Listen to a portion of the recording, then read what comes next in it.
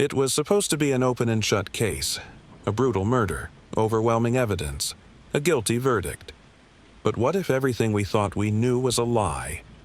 What if the real killer had been walking free for years while an innocent man rotted in prison?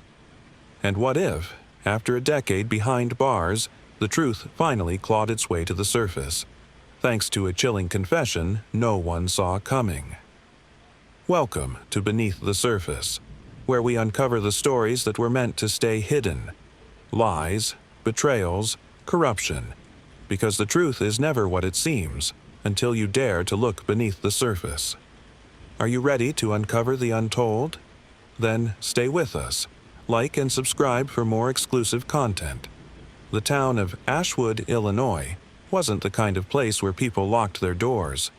A quiet community of just under 30,000, it was the kind of town where everyone knew everyone, or thought they did. But on the night of October 12, 2008, that illusion shattered. Sarah Whitman, a beloved high school teacher, was found dead in her home, her body showing signs of a violent struggle. Her front door was ajar, her living room ransacked, and blood stained the white carpet beneath her. The cause of death? Multiple stab wounds to the chest, delivered with such force that the knife had broken off inside her body. Detectives immediately launched an investigation, and within days they had their suspect, Michael Lawson, Sarah's ex-boyfriend. The case seemed airtight.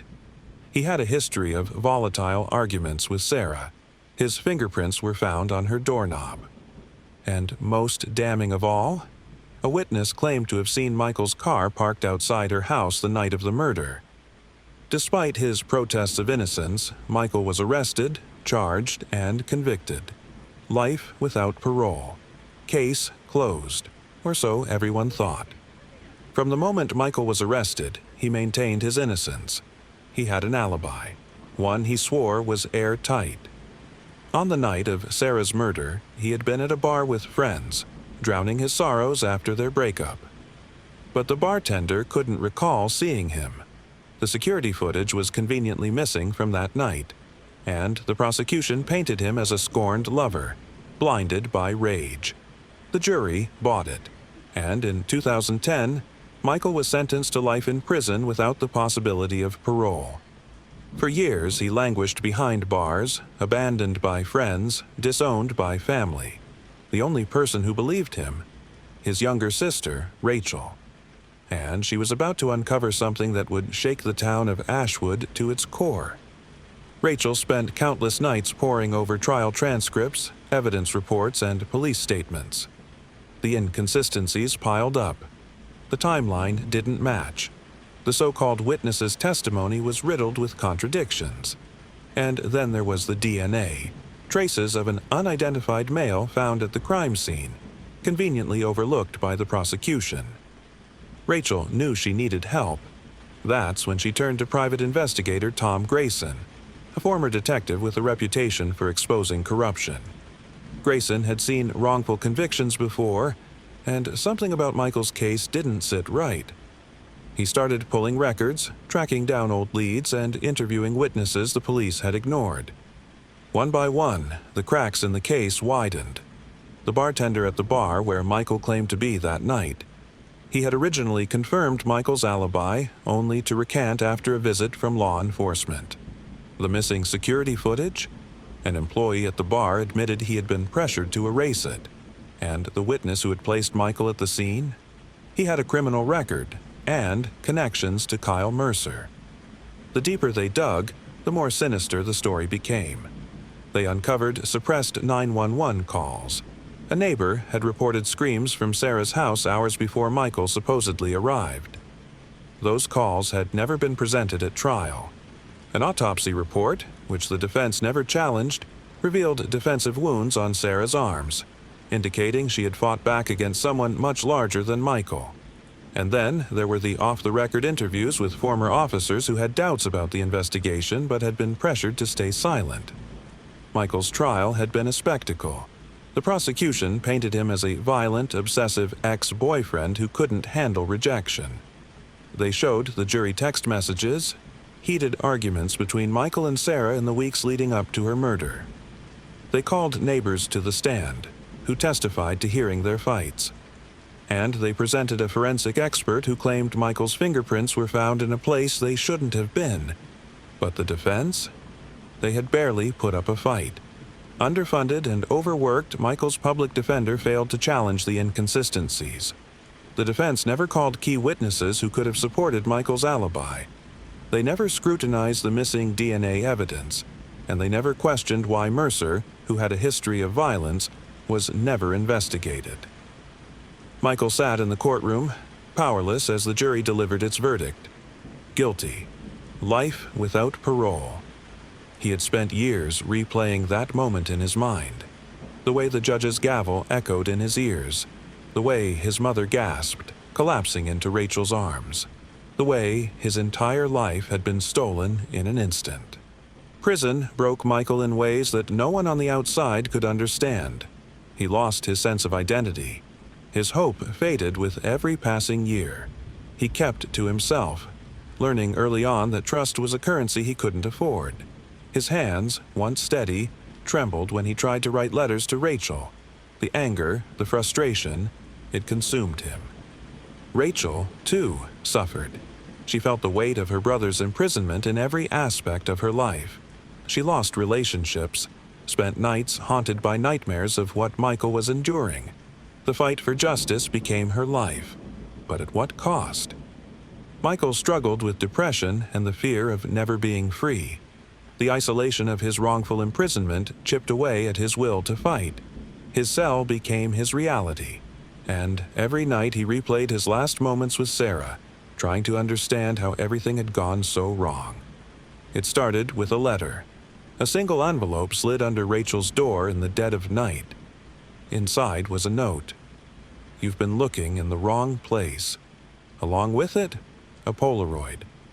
The image was grainy, but it was clear.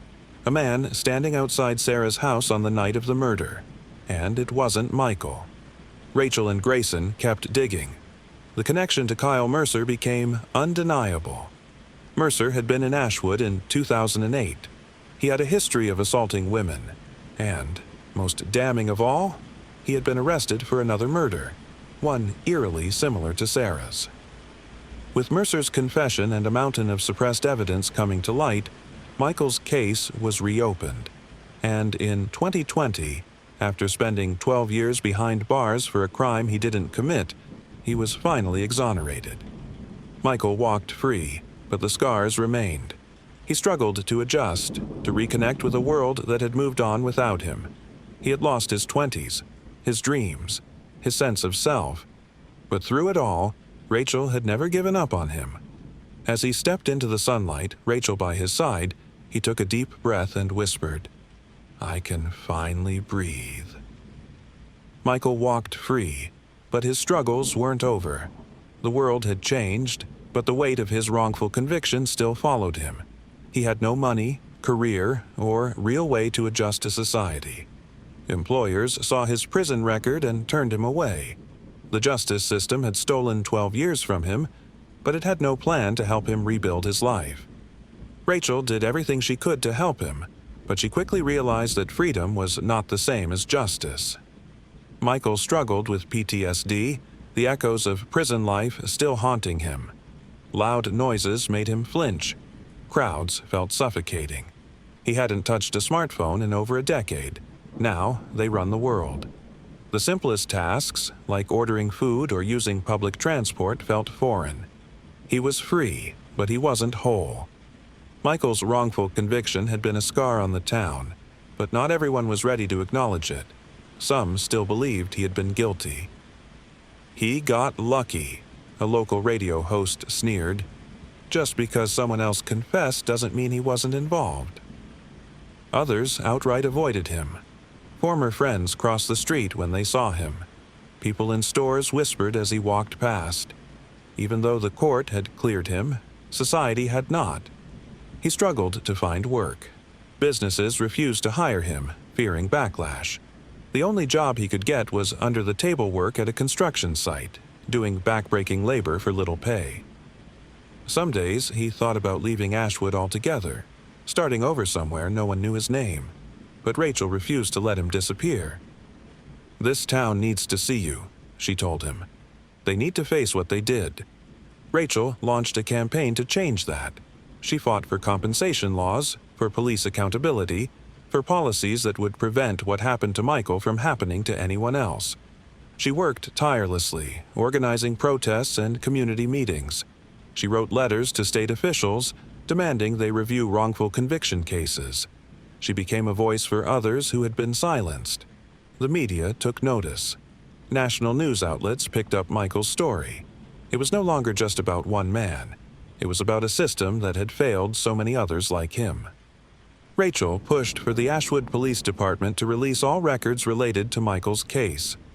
What they uncovered was worse than they had imagined: intentional suppression of evidence, coerced testimony, and a history of targeting black men for violent crimes without proper investigations. The town of Ashwood couldn't ignore what had happened. Protests erupted. The Ashwood Police Department faced a firestorm of lawsuits. The lead detective was arrested. Other officers resigned in disgrace. But no amount of justice could give Michael back the years he had lost. Despite his struggles, Michael refused to be defined by what had been done to him. He joined Rachel in her fight, speaking at universities and justice reform events. He met other exonerees, men and women who had spent decades behind bars for crimes they didn't commit. Each story was a painful echo of his own. One night, after speaking at an event in Chicago, he sat in a quiet diner with Rachel. "We need to do more," he said. "There are still people in there, Rach. People like me." Rachel nodded. "Then let's get them out." Together, they founded an organization dedicated to overturning wrongful convictions. They provided legal aid to those who had been falsely accused, worked with investigative journalists to expose corruption, and fought for legislative changes. Michael knew he would never get his 12 years back, but if he could help others reclaim their lives, maybe, just maybe, that would be enough. Michael's organization took on some of the toughest cases, ones the justice system had abandoned. One of the first was Marcus Holloway, a 19-year-old sentenced to life for a crime he didn't commit. Like Michael, the case against Marcus had relied on coerced testimony, racial profiling, and a lack of forensic evidence.